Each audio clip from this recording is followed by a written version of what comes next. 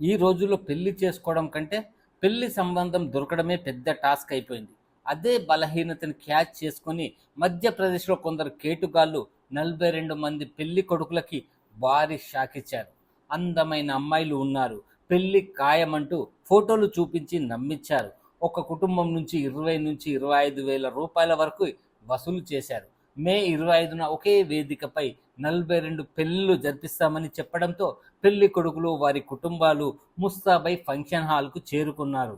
కానీ అక్కడికి వెళ్ళాక తెలిసింది అసలు కథ.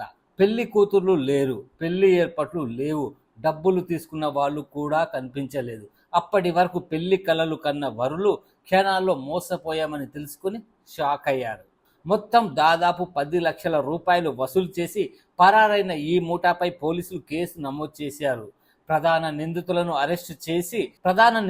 అరెస్టు చేసి దర్యాప్తు కొనసాగిస్తున్నారు. అందుకే పెళ్లి సంబంధం ఎంత అర్జెంట్ అయినా సరే డబ్బులు ఇచ్చే ముందు పూర్తి వివరాలు చెక్ చేసుకోవడం చాలా ముఖ్యం. లేదంటే పెళ్లి మండపానికి వెళ్ళి మోసపోయిన బాధితుడిగా తిరిగి రావాల్సి వస్తుంది.